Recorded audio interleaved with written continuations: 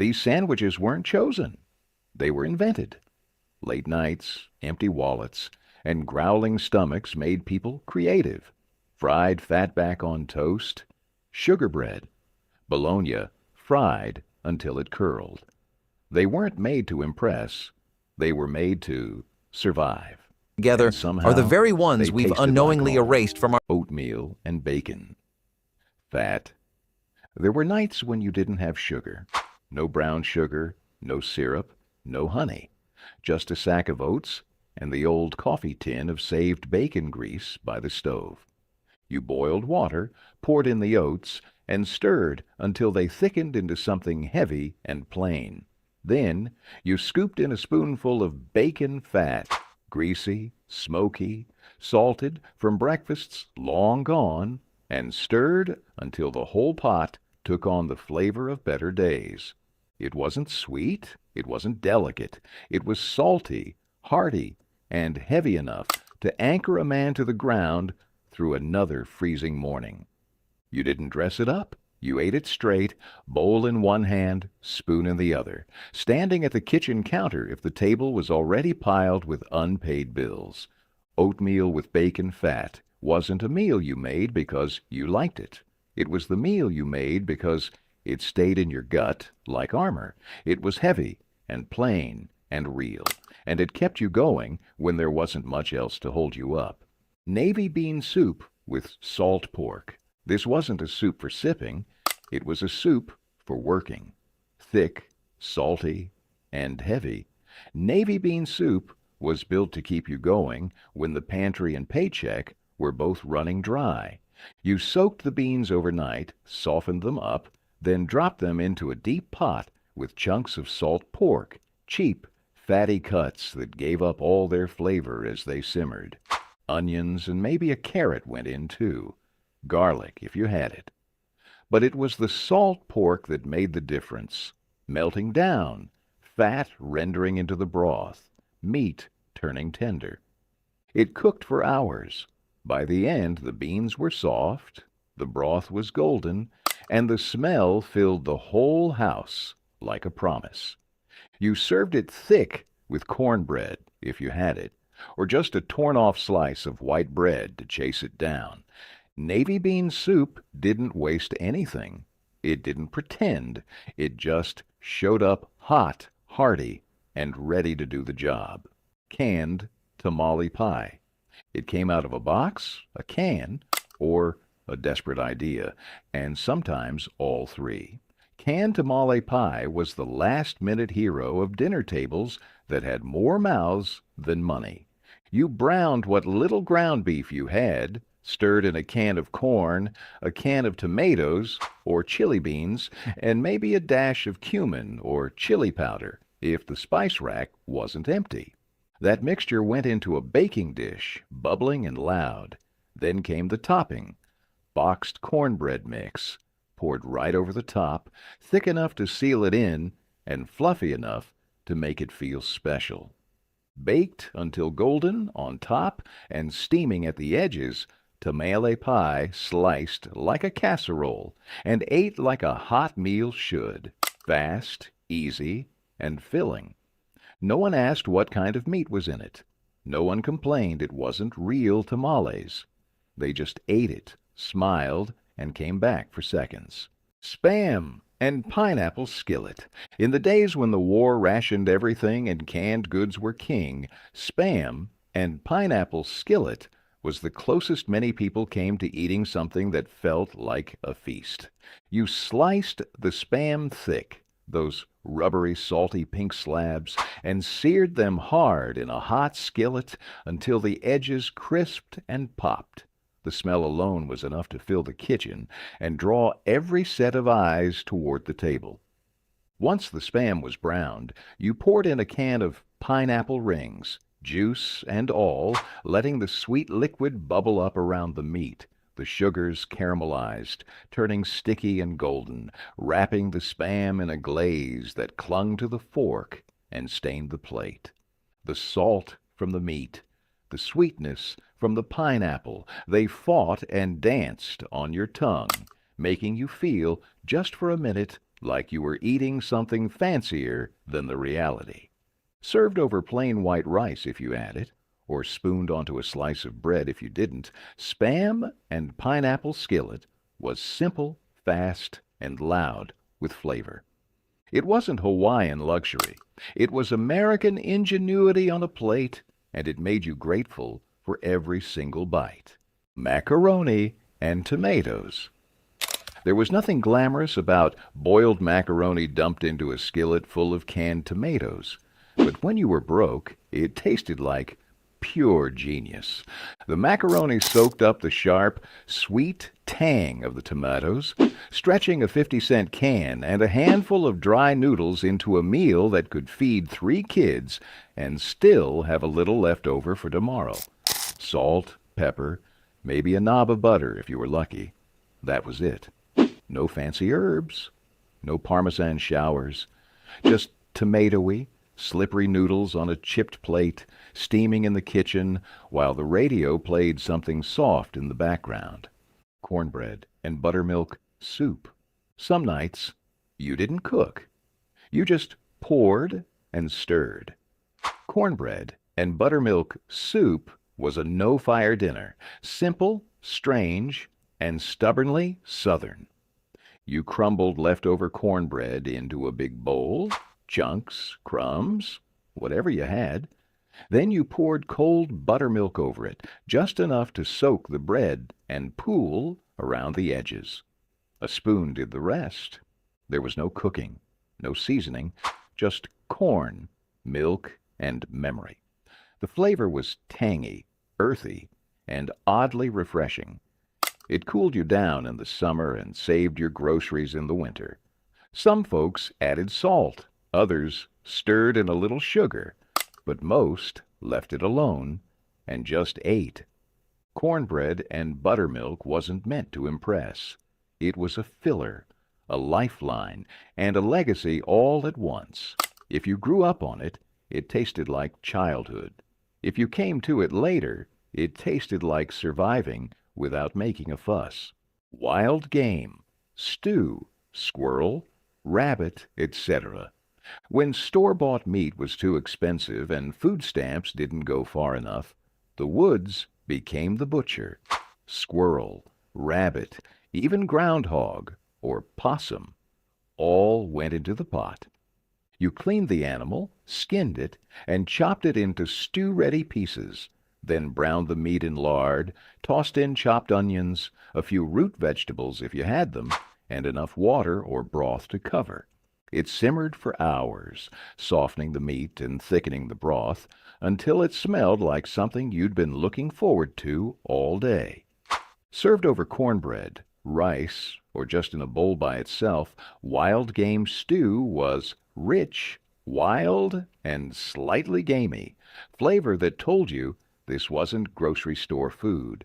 This was caught, cleaned, and cooked the hard way. It wasn't fancy, but it was real, and it filled the belly like nothing else. Baked bean sandwiches. You took a can of baked beans, warmed it on the stove, and slapped a scoop onto soft white bread, folded it over, no knife needed, no plate required. The beans were sweet, sticky, and heavy with molasses. The bread soaked it up until it nearly fell apart in your hands. It was messy, it was simple, and it was good. Some folks added onions or mustard. Most didn't. Baked bean sandwiches weren't fancy. They weren't supposed to be. They were just one more way to take a cheap can and stretch it into something that felt like a meal. Hard-boiled egg and vinegar sandwiches, properly expanded. When the meat was gone and payday was still too far away, you reached for the egg carton and the vinegar bottle. Hard-boiled egg and vinegar sandwiches weren't fancy, but they were fast, cheap, and just good enough to feel like real food. You boiled the eggs hard, no runny yolks, no careful timing. Just a full rolling boil until they were chalky and firm. Peeled them quick, crushed them rough with a fork, and stirred in a heavy splash of vinegar to wake them up.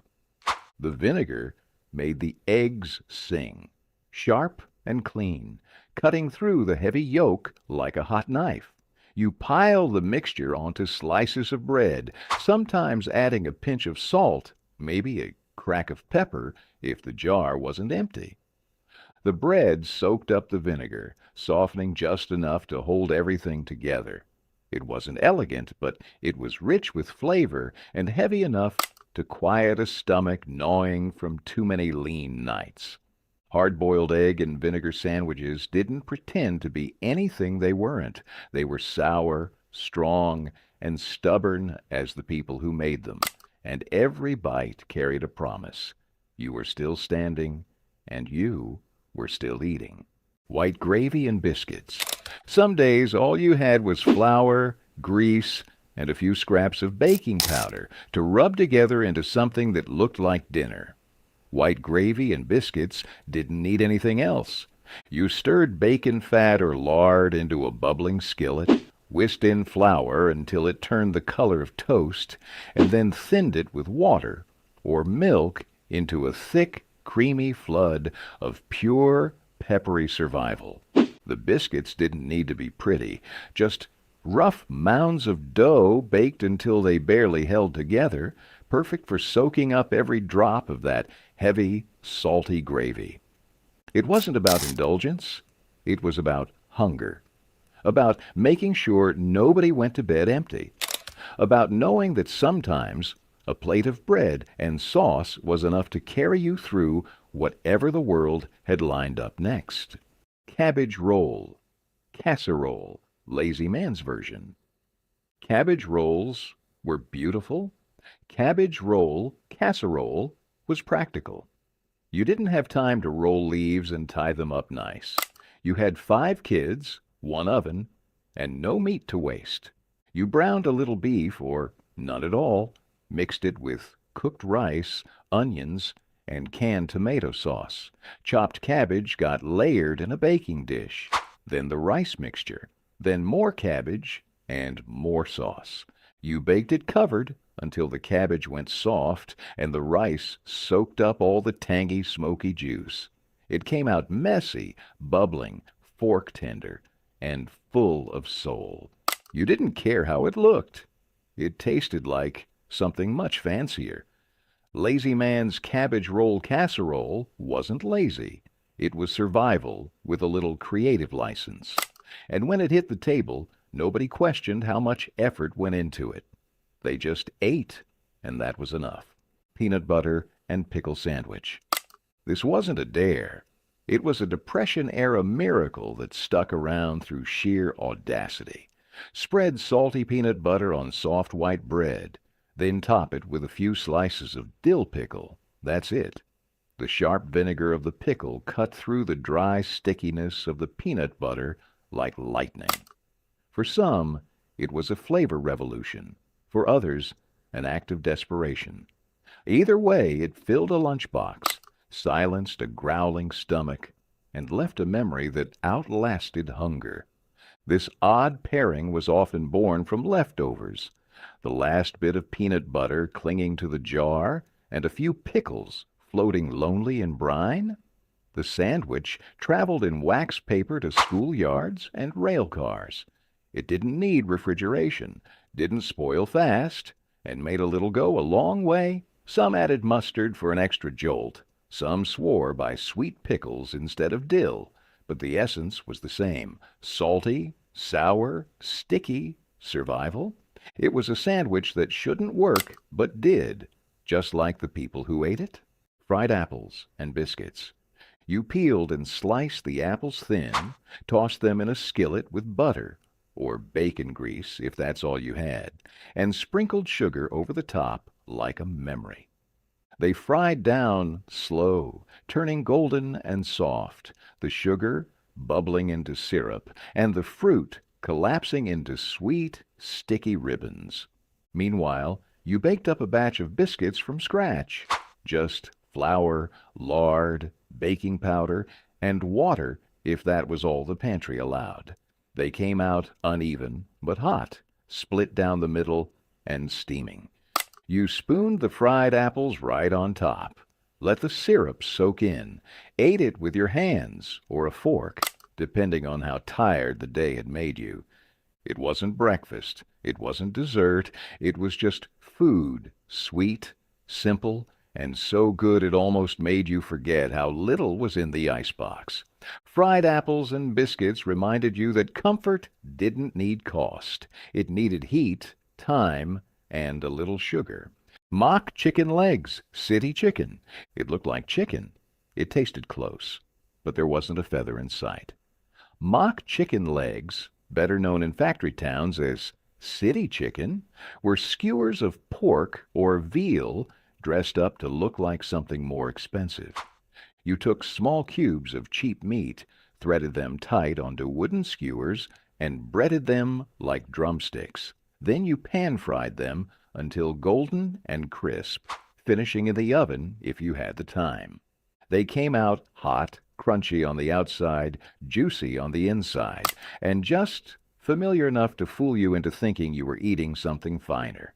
Served with mashed potatoes, gravy, canned peas, or just a hunk of white bread, city chicken turned a few scraps of meat into a meal that felt special, even when it wasn't. It wasn't about pretending.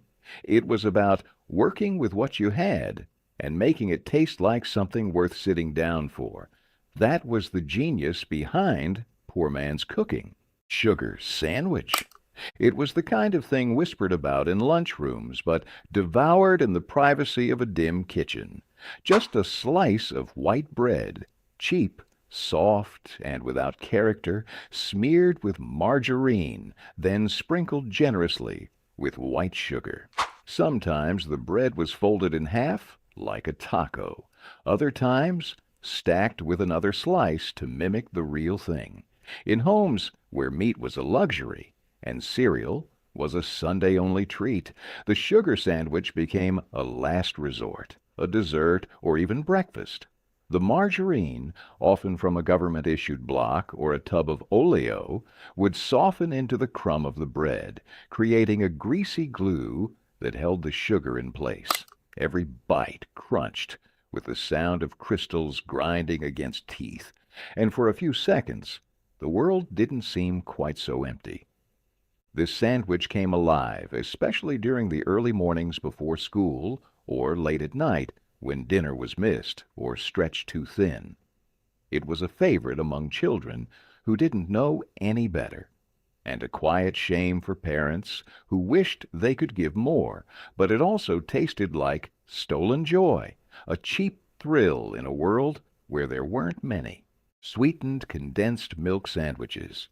There were nights when you didn't bother lighting the stove, when even heating something up felt like too much work for a body already worn thin by the day. That's when the sweetened condensed milk came out.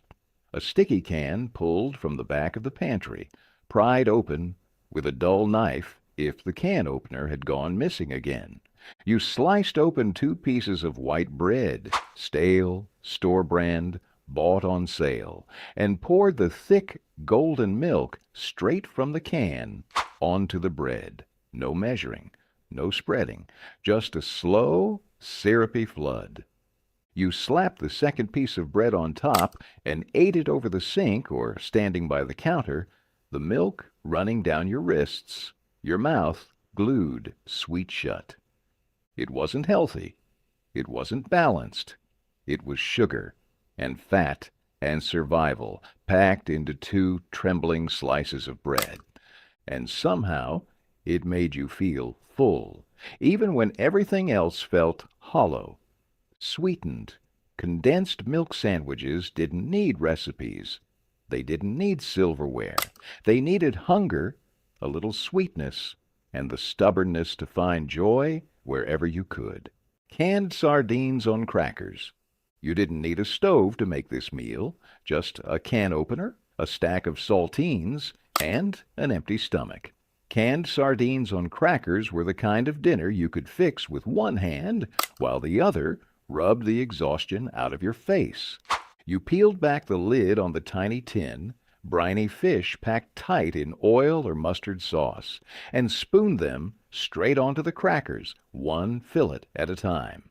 Some people mashed them. Some ate them whole, Either way, they brought salt, fat, and protein to a plate that didn't have much else. If you had a slice of onion, you added it. If you had a splash of hot sauce, you drizzled. But most nights it was just fish, crackers, and quiet chewing. It wasn't pretty, but it didn't need to be. Sardines didn't apologize for their smell or their shine. They just fed you, fast and full, when the fridge was empty and the pantry echoed. Canned sardines on crackers weren't a delicacy. They were a defense against going to bed hungry. And for a lot of folks, that was more than enough. Tomato sandwiches with salt and pepper. When the tomatoes came in, you didn't need much else. They were juicy, red, and still warm from the garden. You sliced them thick, laid them on white bread, and sprinkled them with salt and cracked black pepper. Sometimes there was mayonnaise, sometimes not. Either way, when you pressed that second slice on top, the tomato juice soaked through fast. You ate it leaning over the sink or the counter, wherever was easiest to wipe up the mess. It wasn't a fancy sandwich, but it tasted like summer and survival wrapped up in one.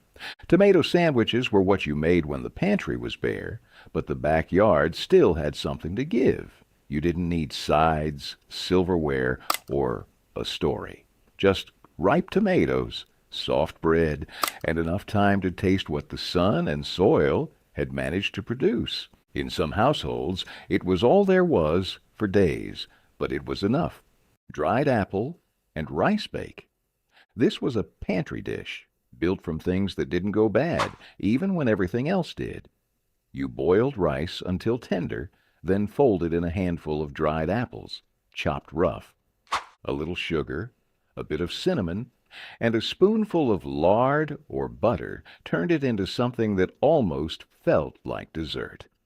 You poured it into a baking dish, baked it until the top set and the apples softened, then spooned it into bowls while it was still warm. It wasn't a flashy meal. It was quiet, simple, and sweet in a way that stuck with you. Dried apple and rice bake was what you made when you wanted comfort, but the store was too far, and the money was too short.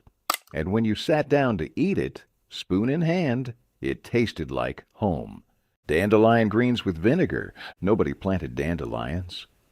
They just grew, and when money was tight, that made them the most reliable crop around.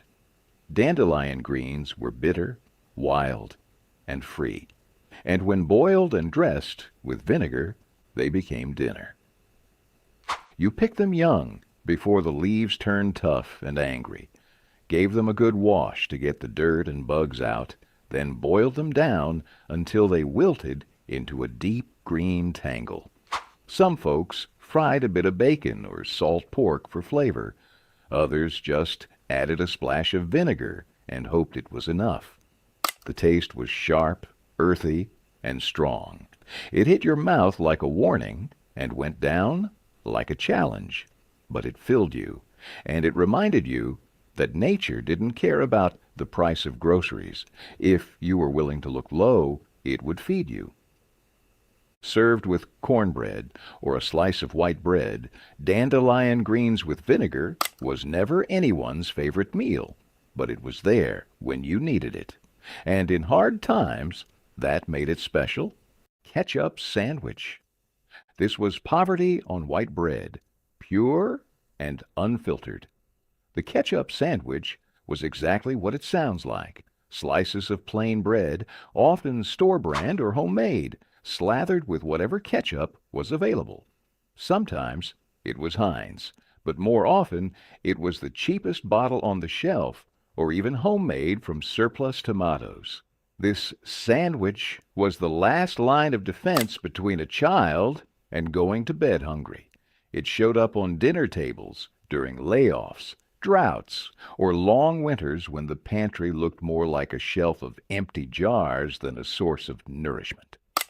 Parents told their kids it was just like a burger, just without the meat, and kids played along, licking the tangy sweetness off their fingers. In some households, it was toasted to add a bit of crunch. and in others it was folded over to make it feel more like a real sandwich. The ketchup was sugary, acidic, and often watery, but it filled the stomach and added enough flavor to trick the mind into believing it was a meal. There was no pride in it, just resilience. And in a strange way, those who ate it never forgot it. It became a badge of survival, a taste memory tied to struggle, resourcefulness, and the stubborn will to get through another day. Tuna noodle casserole, heavy on noodles. It was never about the tuna, it was about making one can of fish stretch over a whole pan of noodles and come out tasting like something someone might call a casserole. You boiled egg noodles, drained them, and stirred in canned cream of mushroom soup, a splash of milk, and one lone can of tuna, drained and flaked to disappear evenly through the mix. Some folks added peas or shredded cheese if they had it. Most didn't. Everything got dumped into a baking dish and topped with crushed crackers, breadcrumbs, or whatever could add a bit of crunch. Baked until golden, tuna noodle casserole wasn't flashy, but it was warm, soft, and predictable. Three things you clung to when the world outside the oven wasn't. Fried raccoon, or opossum, rural South. In some places, meat didn't come from a butcher. It came from the woods, the road, or a trap out back. Raccoon and opossum were greasy, gamey, and tough, but they were protein, and they fed you. You skinned and cleaned the animal carefully, real carefully. Removed the scent glands, trimmed the fat.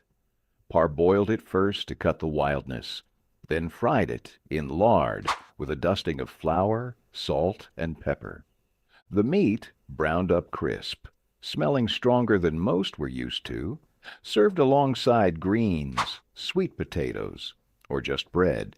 It was heavy and rich, something you chewed through with your jaw and your pride. In the rural South, this wasn't strange. It was supper. It was resourcefulness. You didn't brag about it, but you didn't waste it either. Cold meatloaf, sandwiches. Meatloaf always got better the second day, once the fat firmed up and the seasoning settled into every bite. Cold meatloaf sandwiches were about making yesterday's scraps into today's prize. You cut thick slices straight from the fridge, slapped them onto white bread, and squirted a heavy line of mustard across the top. No fancy toasters, no fancy sauces, just meat, bread, and whatever dignity you could scrape together on a Tuesday morning. Sometimes a slice of onion made it into the sandwich. Sometimes just a pickle on the side. Either way, it was sturdy, heavy, and enough to keep you moving until quitting time. Lard biscuits with sorghum syrup. Biscuits didn't need butter to be good. They didn't need buttermilk, fancy flour, or anything from a store shelf marked luxury. They needed flour, baking powder, a pinch of salt, and a good hard dollop of cold lard, cut in with fingertips that knew the work of real kitchens. You mixed the dough by hand, rolled it rough, and cut it into thick, squat rounds that hit the oven like promises you had to keep. They baked up craggy and hot, smelling like every good thing you still had left. When they came out, you split them open with your hands, no knife needed, and spooned sorghum syrup into the steamy middle. The syrup oozed into every crack, soaked through the crumb, and sweetened the air with the smell of warm sugar and hot bread. Lard biscuits with sorghum syrup were sticky, messy, and heavy enough to carry you through 2 chores and a skipped lunch. They weren't about celebrating. They were about surviving, with a little sweetness in the hard times. And sometimes that was enough to lift a tired family 1 more mile down the road. Fried cabbage with bacon grease. A head of cabbage didn't look like much sitting on the counter, but slice it up, throw it in a skillet, slicked with bacon grease, and suddenly it became a dinner that could carry a family. The trick was in the sizzle. You wanted the heat high, the pan loud, and the cabbage brown just enough to turn sweet at the edges. The bacon grease did more than fry. It soaked in, filling every bite with the ghost of meat long gone. Sometimes you added a sliced onion, sometimes a pinch of sugar, but most of the time it was just salt, pepper, and whatever willpower you had left that day. Piled high on a plate beside a heel of bread, fried cabbage was proof that simplicity didn't mean weakness. It meant you knew how to take what you had and make it taste like something worth remembering. Cabbage and noodles, haluski. This was old country food brought to the New World's poorest tables. Cabbage and noodles, haluski, if you were raised on it, was butter, starch, and brassica turned into belly-filling gold. You boiled egg noodles soft and set them aside. Meanwhile, a whole head of cabbage, chopped thick, hit a skillet with butter or bacon grease. Fried slow, it browned at the edges, turned sweet, and filled the house with a smell that made your stomach growl. The noodles went back in, everything tossed together until it glistened. Salt, pepper, done. Maybe some onions if you were feeling rich. It wasn't a side dish. It was dinner, and it didn't need to be anything more. Haluski didn't try to prove a point. It just made sure you were fed, and that you'd want more tomorrow. Onion sandwich. A punch to the tongue and a tear in the eye, the onion sandwich didn't pull any punches. It was the sandwich for the bold, the broke, and the blue-collar men who came home reeking of diesel and smoke. One thick slice of raw onion, preferably yellow or white, slapped between two slices of buttered bread. Sometimes it was salted, sometimes not.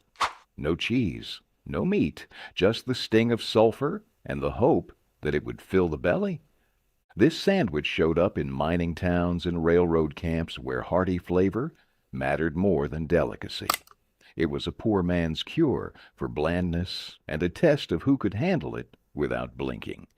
Some folks added vinegar or a splash of oil if they had it, but most didn't bother. It was a meal with bite and character, something to chew on while thinking about overdue bills and how long the winter might last.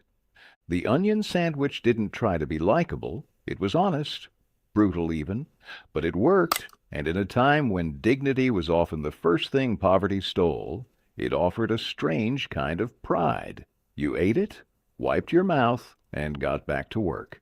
Potato soup with saltine crackers. It didn't get much simpler or more stubborn than potato soup. You peeled and chopped potatoes rough, boiled them with a little salt until they softened, then mashed them half-heartedly right there in the broth. A splash of milk if you had it, a pat of butter if you could spare it. Otherwise, just water and starch, and the quiet satisfaction of knowing there'd be something hot in every bowl. Saltines sat in a chipped tin on the counter. You crushed them over the soup, letting them melt into the broth, thickening it just enough to feel heavy on the spoon. It wasn't gourmet. It wasn't even fancy enough to pretend. But it filled your belly, warmed your hands, and reminded you that even when the cupboards were thin, dinner still showed up if you worked for it. Peanut butter and syrup sandwiches. Sometimes dinner was 2 slices of white bread and whatever you could smear between them. Peanut butter and syrup sandwiches weren't glamorous, but they were fast, cheap, and just sweet enough to feel like you weren't scraping rock bottom. You spread a thick layer of peanut butter across the bread, then poured a ribbon of syrup over the top. Caro, maple, or homemade cane syrup, if you were lucky. Fold it together, and you had a sticky, salty sweet mess that hit the spot like nothing else. It was the kind of meal that didn't need heat, prep, or even a plate. You could eat it standing up, walking to work, or lying in bed after a long day. It filled your belly, gave you just enough sugar to forget what else was missing, and went down easy. Peanut butter and syrup sandwiches weren't about health or balance. They were about getting through, about feeding yourself with what was left in the pantry when everything else was gone. And somehow they still tasted good enough to remember. Rice and butter with cinnamon sugar.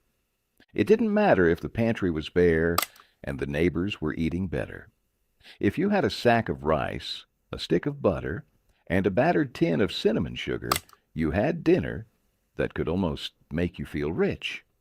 You boiled the rice until it was tender, grains puffed and clinging together in a warm heap.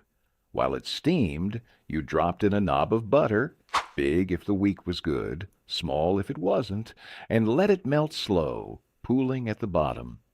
You took a spoon, stirred it all together, then showered the rice with cinnamon and sugar until the air smelled sweeter than anything money could buy. It wasn't fancy. It wasn't meat and potatoes. But when you sat down with a bowl of it, steaming in your hands, every bite tasted like a quiet kind of victory. The butter made it rich, the cinnamon made it bright, and the sugar made it enough to keep the cold out and the tiredness away. Rice and butter with cinnamon sugar wasn't a dessert. It was survival made sweet, and it stuck to your ribs in a way no fancy dinner ever could. Boiled eggs and toast. You boiled the eggs hard. No soft yolks, no fancy techniques. Just a rolling pot of water and a handful of eggs, cooked until they were solid through. You peeled them at the table, steam rising from your fingertips. Slice them, or mash them right onto toasted bread, maybe with a dab of mustard or a shake of salt if the day had gone well. Sometimes there was butter. Most times just dry toast and the egg to carry it. It was quiet food, the kind you ate with your head down, not because you were ashamed, but because you were too tired to talk. Boiled eggs and toast didn't fill the house with the smell of dinner. It didn't need to. It just filled the body and gave you enough to get through the rest of the night. Simple, soft, and steady. That was the power in it. Mustard sandwiches. 2 slices of bread, a smear of mustard. That was it. But when that was all there was, it was enough. You spread it thick, yellow, and sharp over whatever bread you had, fresh, stale, or halfway to toast. Folded it over, or ate it open-faced, maybe with a shake of salt if you needed more flavor. There was no protein, no side dish, just bite after bite of tang and chew. Mustard sandwiches weren't meals you planned. They were meals that happened when payday didn't. And somehow they carried you to the next one. It wasn't about taste. It was about not giving up. Cabbage and potato soup. You didn't need much to make cabbage and potato soup. Just a pot, a flame, and the will to keep moving. You peeled and chopped the potatoes, rough and quick. Then came the cabbage, shredded by hand or knife into thick, wrinkled strips. You dropped everything into a big pot of salted water or thin broth. Let it boil until the cabbage softened and the potatoes cracked open just enough to cloud the liquid. Onion, if you had it. A clove of garlic, if you were lucky. But the heart of it was always the same. A cheap, honest meal that filled a bowl and stuck to your ribs. Served with stale bread or nothing at all, cabbage and potato soup reminded you that the line between survival and comfort was thinner than people think. It didn't win awards. It didn't need seasoning secrets. It just needed to be hot, heavy, and ready by the time the sun went down. Cold spaghetti sandwich. Back then, leftovers didn't sit quietly in Tupperware waiting to be forgotten. They got slapped between slices of bread and became tomorrow's lunch. Cold spaghetti, sauce and all, was no exception. You'd take yesterday's noodles, stiff and tangled into little matted clumps, and lay them out across white sandwich bread like some kind of red smeared haystack. Maybe a shake of Parmesan dusted over the top if you were lucky, or a slice of American cheese to bind it together. Most of the time, though, it was just cold pasta, tomato sauce, and bread. Kids brought it to school wrapped in wax paper. Factory workers ate it in the cab of a truck. It was messy, sure, sauce squeezing out the sides, staining fingers and lunch bags. But it was filling, and it was normal. Nobody flinched. Today it might seem like a joke, the kind of thing you'd see on a food challenge show. But for people living through layoffs, strikes, and months with more bills than paychecks, cold spaghetti sandwiches were just what you did. No shame, no waste, just leftovers turned into fuel. Egg drop soup with scraps. This wasn't a recipe, it was a last stand. When all you had was a broth base, a couple vegetables, and one egg, you made egg drop soup. Water and bouillon made the broth. Maybe there was a real chicken carcass left from Sunday. More often, it was just hot, salty liquid with a few scraps of onion, celery, or carrots tossed in from the back of the icebox. The egg was the magic. Whisked in a bowl, then poured slowly into the boiling broth while stirring, it turned into silky ribbons that swirled around like something elegant. A dash of pepper gave it bite. A little vinegar or soy sauce if someone had traveled far enough to pick some up. Served in mugs or soup bowls or whatever was clean, it didn't look like much. But it was warm, nourishing, and felt, just for a moment, like a real meal. And sometimes that moment was enough. Bread pudding. With raisins, dinner or dessert, you didn't throw bread away. Ever. Even when it was hard enough to break a window. You tore it into chunks, soaked it in milk and eggs, and made something out of nothing. Bread pudding wasn't just dessert. Some nights it was all you had for dinner, and you were grateful for it. You stirred in sugar, a dash of cinnamon, and a handful of raisins if they hadn't been eaten straight from the box.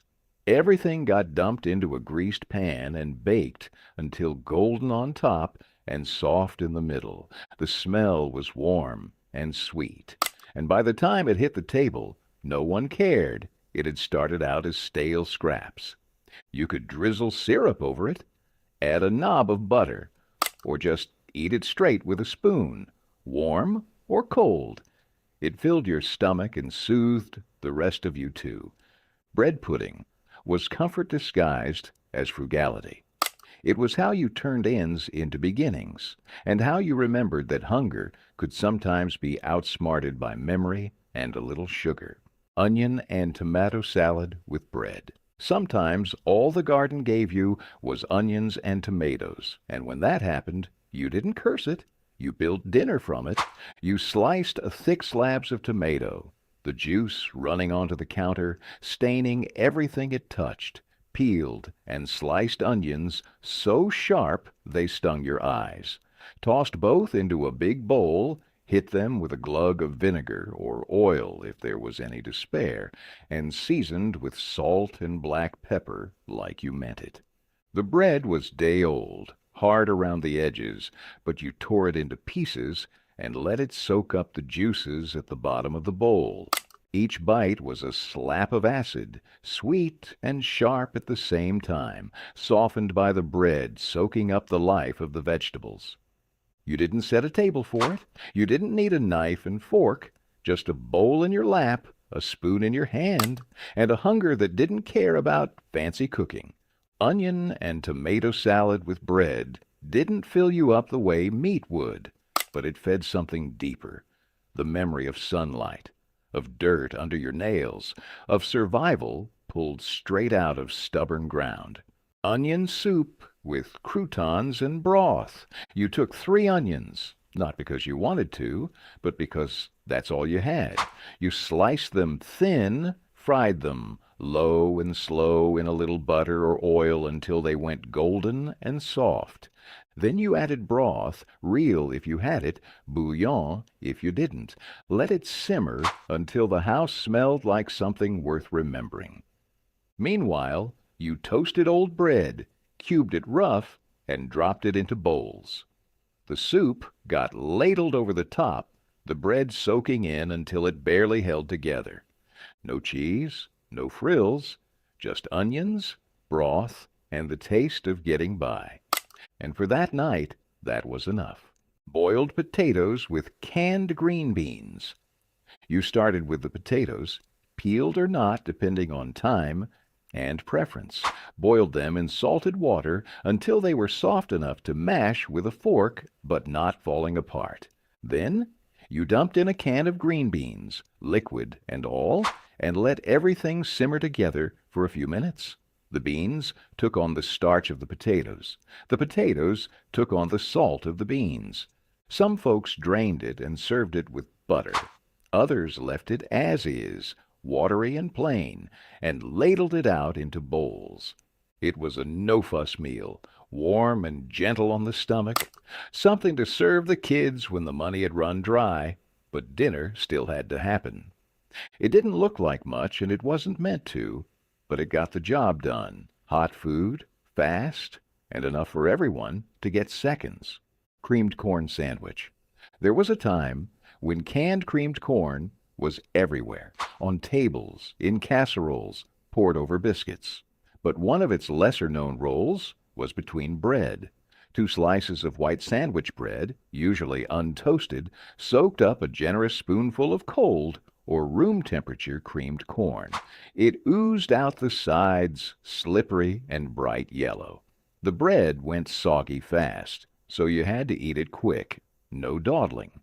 This wasn't a sandwich made for presentation. It was born from a single can, meant to feed 6 people, spread thin across whatever starch was available.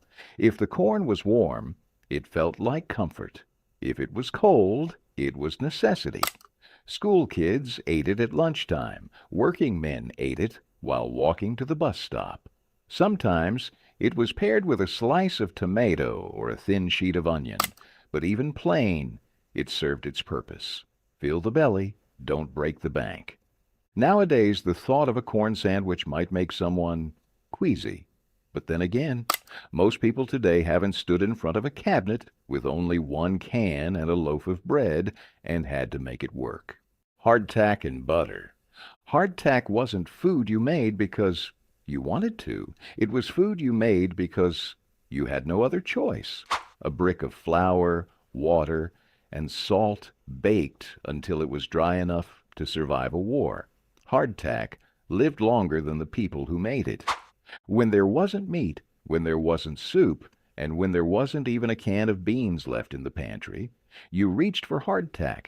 You cracked it open if you were strong enough, softened it in coffee or milk if you weren't, and spread butter, real, rancid, or substitute, over the jagged top to make it something almost edible. The butter soaked into the cracks, softened the chew a little, and gave it a richness that your tongue craved after too many lean meals. Sometimes you dipped it into hot broth to make it manageable. Other times you ate it as it was, dry and dense, grinding it down with tired teeth. Hardtack and butter wasn't dinner for those who wanted luxury. It was dinner for those who understood that a full stomach, even one filled with a meal older than the clothes on your back, was still a blessing worth fighting for. Bologna boats with melted cheese. If you were hungry and broke and had 5 minutes to get dinner on the table, bologna boats had your back. You started with thick-cut slices of bologna, the cheaper, the better, laid flat on a baking sheet. Once they hit the heat, the edges curled up into little bowls, perfect for holding whatever scraps you had. Most nights it was just a scoop of shredded cheese, cheddar, American, or even broken up slices from a crumpled wrapper. You dropped it right in the middle and let it melt until it bubbled and browned, the fat from the bologna sizzling into the tray. If you had crushed crackers, leftover mashed potatoes, or a dollop of mustard, those went in too. But even plain, the smell was enough to bring the whole house to the kitchen.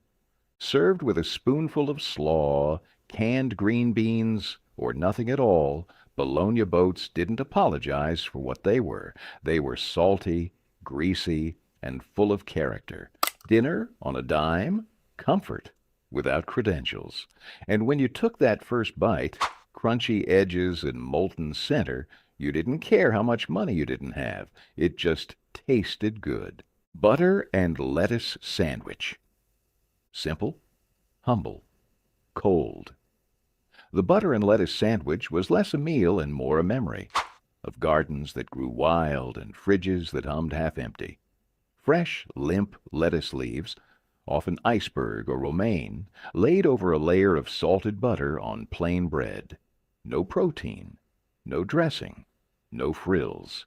It was the sandwich you made when all the meat was gone, the kids were hungry, and the garden was generous enough to offer something green. The butter gave it richness, the lettuce gave it crunch. It was eaten by coal miners' daughters, dust bowl mothers, and millions of children who learned early what it meant to make do. Some toasted the bread, others didn't bother. Some added a slice of tomato if the harvest was kind, but mostly it was butter, lettuce, and hope layered quietly in a kitchen where the radio murmured about war, work, or wheat prices.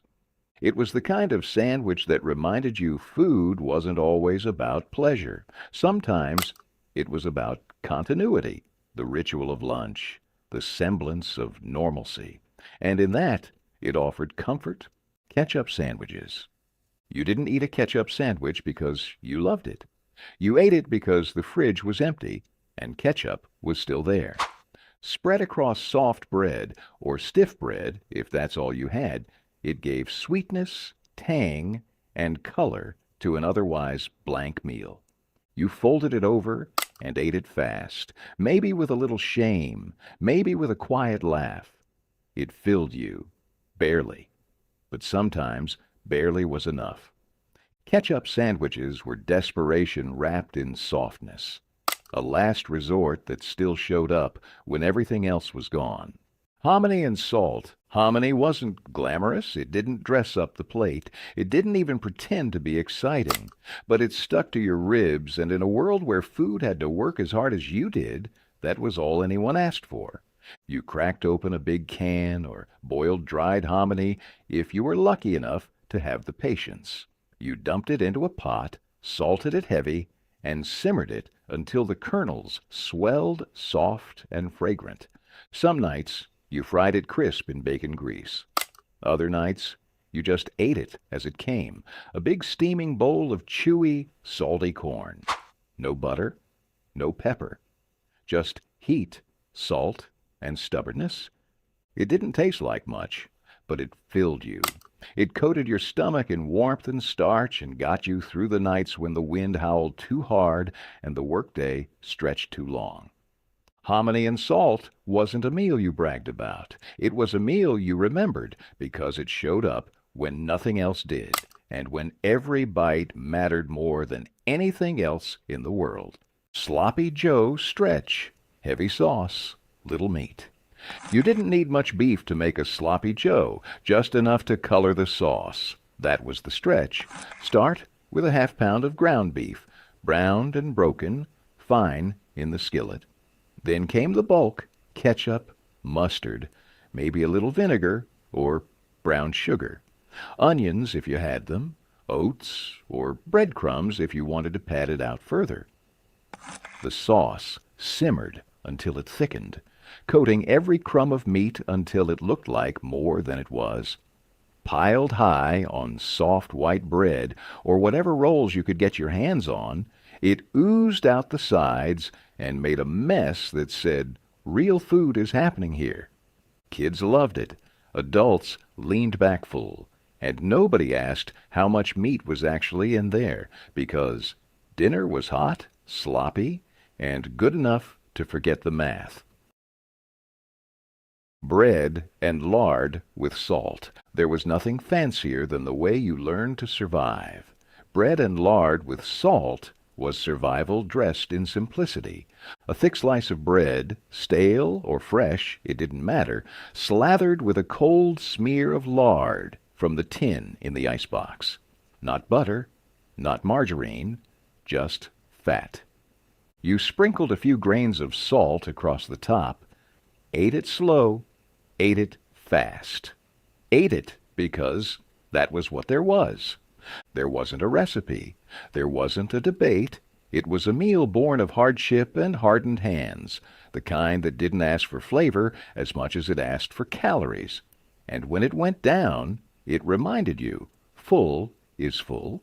Scalloped potatoes and onions. There wasn't a casserole dish in town that hadn't seen scalloped potatoes and onions. It was a staple, simple, cheap, and stretched so far it might as well have been elastic. You sliced the potatoes thin, real thin. Onions, too, layered them in a buttered pan with a little salt, maybe a sprinkle of flour between each level, and poured watered-down milk or canned evaporated milk over the whole thing. Baked low and slow, the top turned golden and crusty, while the bottom simmered into a soft, starchy comfort.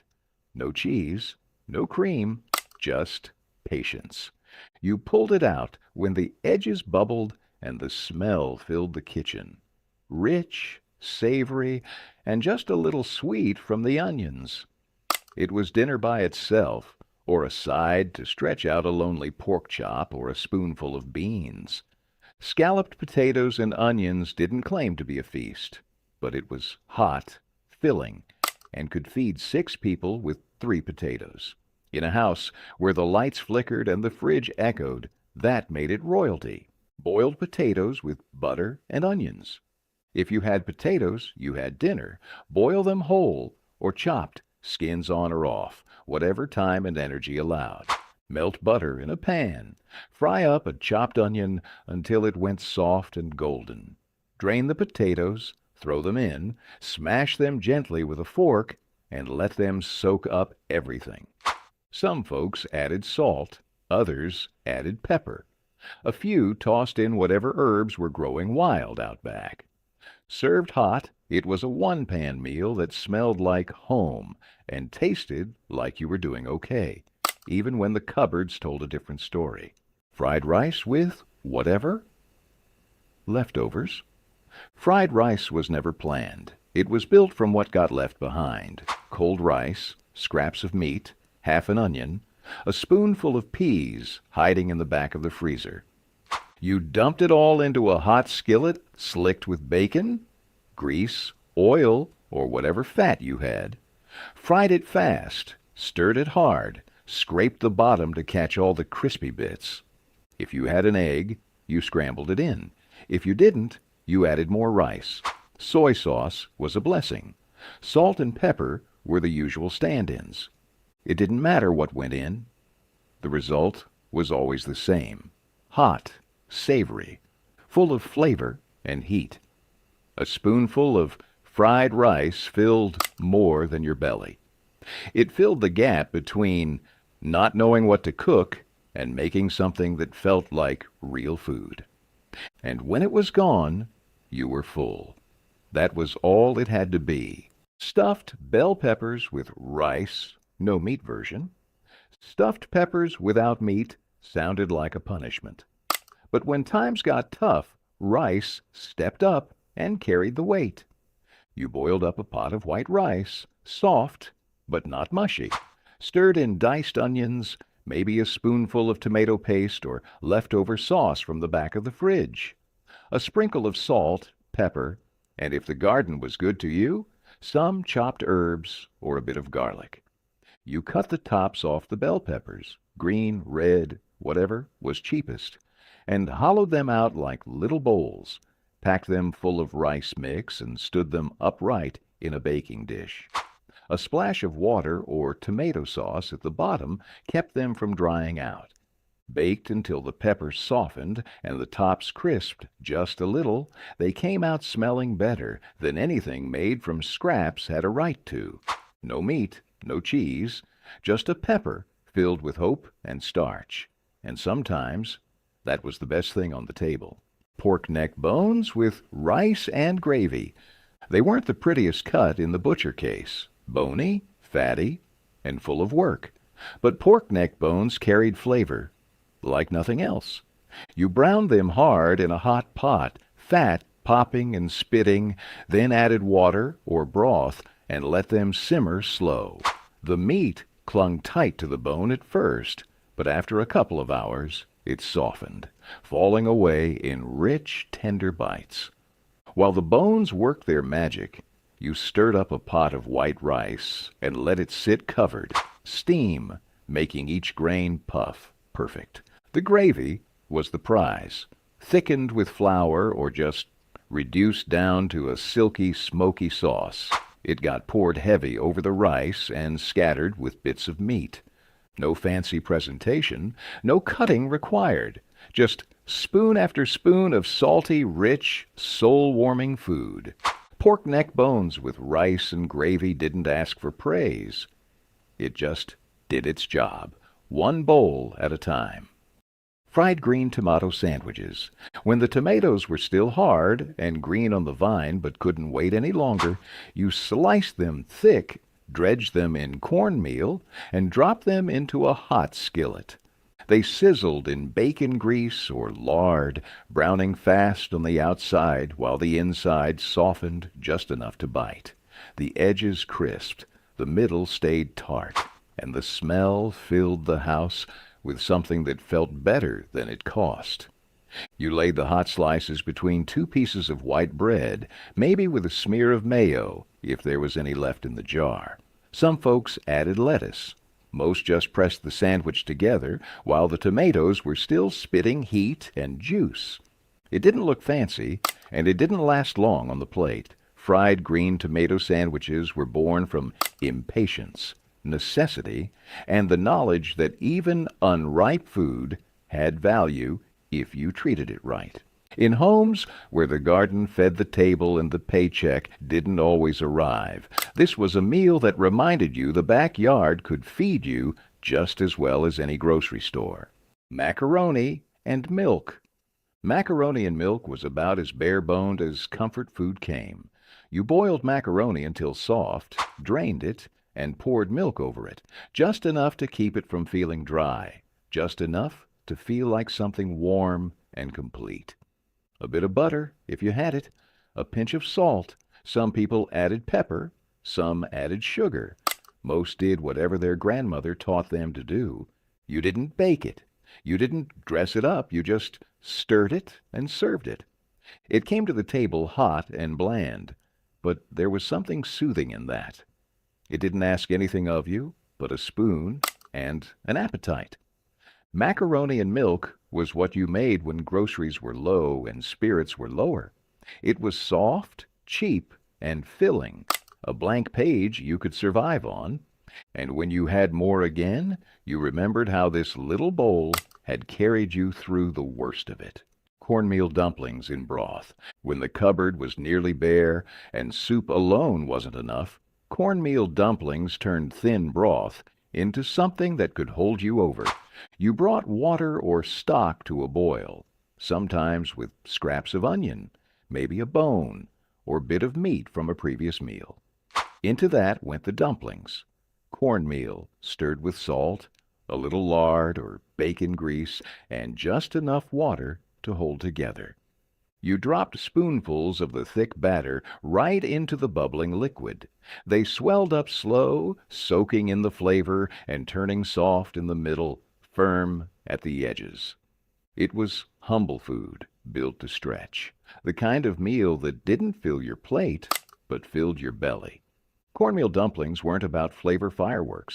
They were about survival, patience, and the quiet kind of resourcefulness passed down from someone who never once wasted a bite. Rice and red beans.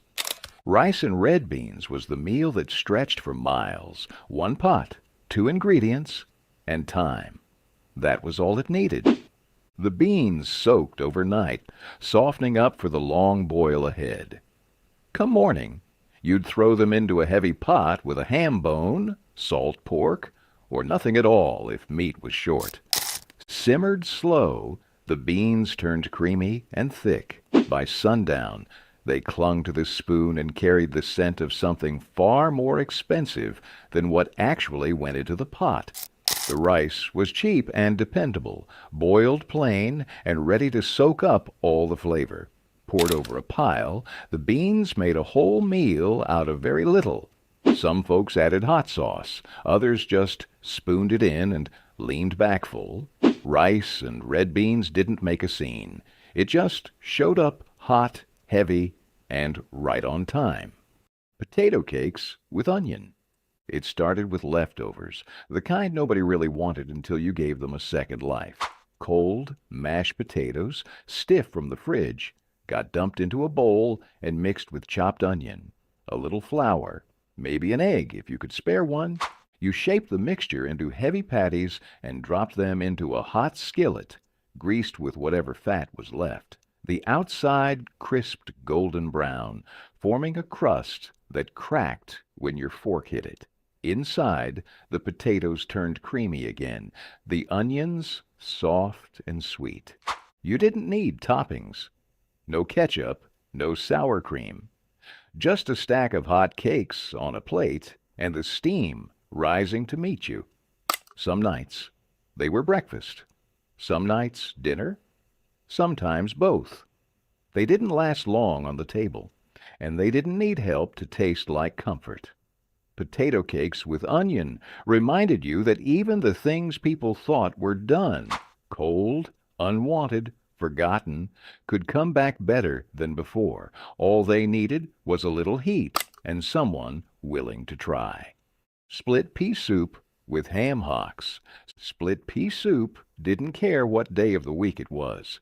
It was cheap, thick, and hot. And if you had a ham hock to throw in the pot, you were eating better than most. You started with dried green peas, rinsed clean, and boiled low and slow with onions, garlic, maybe a chopped carrot, if there was one, lying around.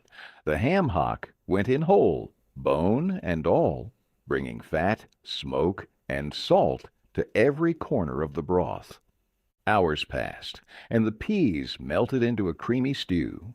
The meat softened until it slid off the bone in rich, chewy shreds. Some folks added potatoes, some didn't. Either way, it came to the table thick enough to stand a spoon in. You served it with crusty bread, or just ate it out of a chipped bowl in silence. It didn't need sides, it didn't need help. Split pea soup with ham hocks wasn't pretty, but it was dependable, it was filling, and it turned the cheapest bag of legumes into something worth scraping every drop from the pot. Oxtail stew with vegetables. Oxtail wasn't for the faint of heart or the short on time. It was bony, gristly, and cheap. But if you knew what you were doing, it turned into the richest stew on the stove. You browned the pieces first, fat crackling in the pan, then dropped them into a big pot with water, onions, garlic, and whatever root vegetables hadn't gone soft yet, carrots, turnips, potatoes. It simmered for hours. The meat slowly pulled from the bone, melting into the broth until it turned thick, savory, and dark as leather. The marrow gave it weight. The vegetables gave it sweetness. The thyme gave it magic. By the end, there wasn't a person at the table who wasn't wiping their bowl clean with bread or fingers. Oxtail stew was proof that patience pays off, even if you started with nothing but bones.